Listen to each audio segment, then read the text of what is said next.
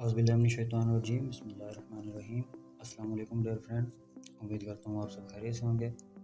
Welcome back to my YouTube channel the English Odyssey.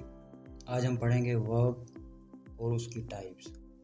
Verb क्या होती हैं और उसकी टाइप्स कौन कौन सी हैं। So first of all we are going to learn what is verb. Verb are those words which express actions, events और स्टेट्स ऑफ बीइंग। ऐसे अल्फाज जो किसी काम को या किसी सूरत हाल को या किसी स्टेट के बारे में हमें बताते हैं, उनको हम वर्ब बोलते हैं। उर्दू में हम इसे फेल पढ़ते हैं। These are those words which tell something what person is doing in a sentence. So verb is the most important part of a sentence. Without verb there will be no sentence.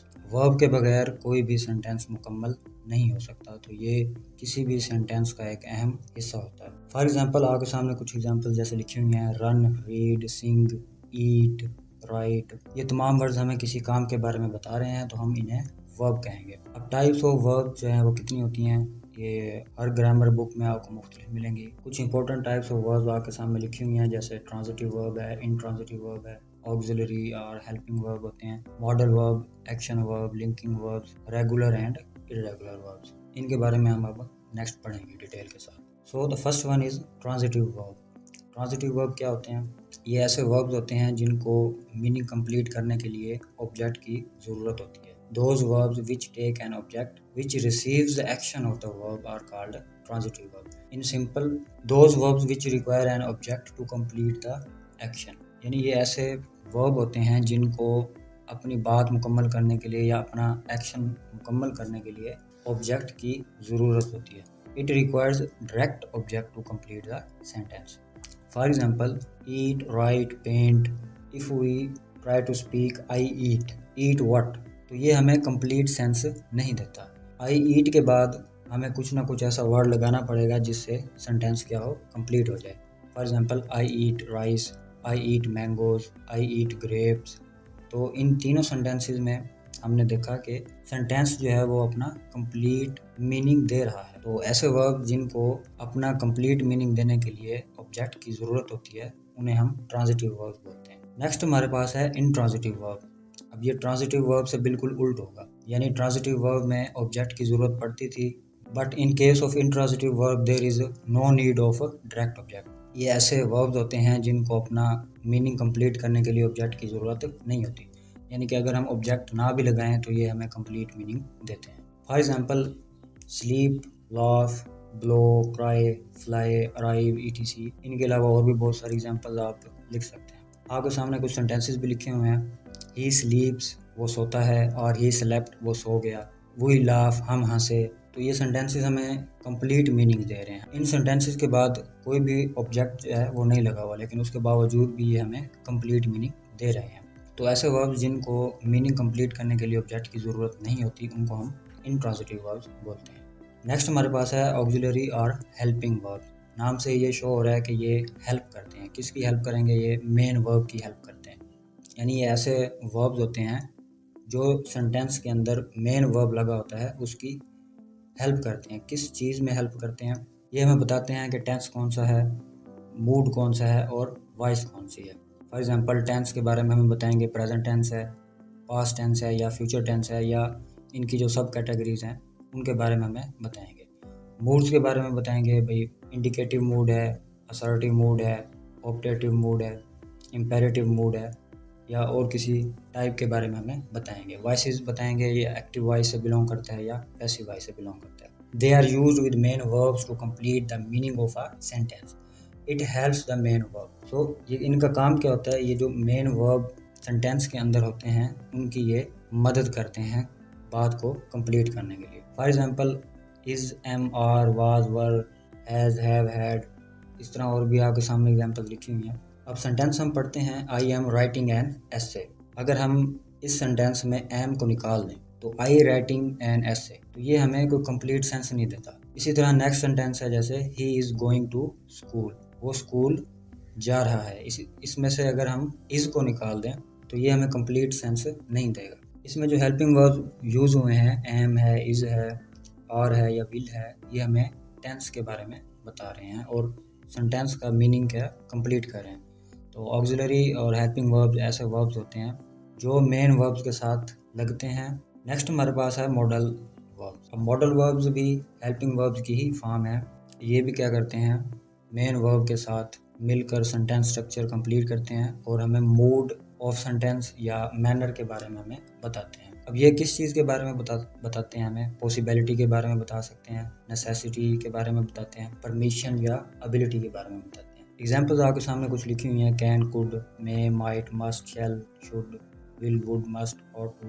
कुछ sentences हैं जैसे she can speak French fluently. अब ये sentence हमें क्या बता रहा है, उसकी एबिलिटी के बारे में बता रहा है कि वो फ्रेंच जो है बोल सकती है। यू मे गो नाउ, आप जा सकते हैं, किसी को परमिशन दी जा रही है कि आप अब जा सकते हैं। इसी तरह नेक्स्ट सेंटेंस में है इट माइट रेन टुमारो, ये पॉसिबिलिटी को शो कर रहा है कि हो सकता है कि कल बारिश हो।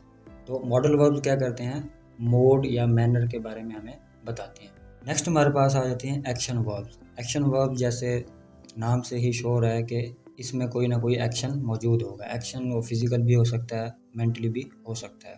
सो those verbs which describe some physical और mental actions are called action verbs. यानी जिसमें किसी फिजिकल या मेंटल एक्शंस के बारे में बताया जाए उन्हें हम एक्शन वर्ब्स बोलते हैं। They tell us what the subject is doing, ये हमें बताता है कि जो सेंटेंस में सब्जेक्ट है वो क्या कर रहा है।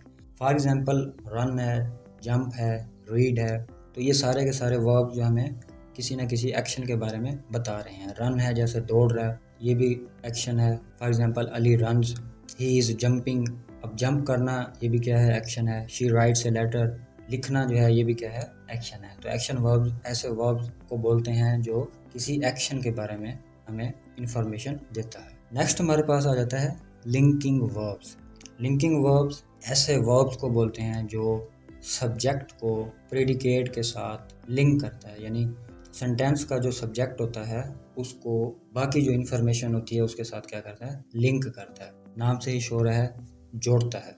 अब ये वर्ब्स ऐसे वर्ब्स होते हैं जो हमें एक्शन के बारे में नहीं बताते, किसी हालत के बारे में बताते हैं। स्टेट ऑफ बीइंग का मतलब होता है कोई हालत, किसी की एग्जिस्टेंस के बारे में बताते हैं, या कोई किसी चीज़ के बारे में हमें इंफॉर्मेशन देते हैं, या सब्जेक्ट के बारे में हमें कुछ ना कुछ इन्फॉर्मेशन देते हैं। इसमें भी वही एग्जांपल्स आ जाती हैं, इज, एम, आर, सीम है, अपेयर है, बिकम, लुक्स, फील, ईटीसी। तो कुछ वर्ब्स ऐसी होती हैं जो दूसरे फॉर्म ऑफ वर्ब्स के साथ भी मिलती जुलती हैं। अब जैसे हमने पीछे हेल्पिंग वर्ब्स पढ़ा था उसमें इज, एम, आर भी मौजूद था, अब लिंकिंग वर्ब्स में भी इज, एम, आर मौजूद है। तो कुछ वर्ब्स ऐसे होते हैं जो मुख्तलिफ कैटेगरीज के साथ बिलोंग करते हैं। For example she is a doctor. अब इसमें जो वर्ब इज़ है ये क्या कर रहा है, शी को बाकी सेंटेंस के साथ जोड़ रहा है। ही सीम्स हैप्पी टुडे, इसमें जो वर्ब सीम्स है ये क्या कर रहा है, ही को सेंटेंस के बाकी पार्ट के साथ जोड़ रहा है। तो लिंकिंग वर्ब्स ऐसे वर्ब्स होते हैं जो सब्जेक्ट को प्रेडिकेट के साथ लिंक करते हैं, जोड़ते हैं। नेक्स्ट हमारे पास आ जाती हैं रेगुलर वर्ब्स। रेगुलर वर्ब्स ऐसी वर्ब्स होती हैं जो एक रेगुलर पैटर्न को फॉलो करते हैं। Those verbs which follow a predictable pattern when forming the past tense and past participle.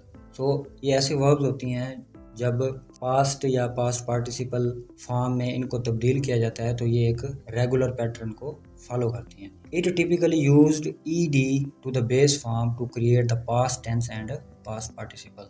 So इन वर्ब्स के एंड में हम ईडी लगाकर पास्ट फॉर्म या पास्ट पार्टिसिपल फॉर्म को बना सकते हैं। जैसे कुछ एग्जांपल्स आपके सामने लिखी हुई हैं, walk, talk, listen, accept, add, admire, etcetera.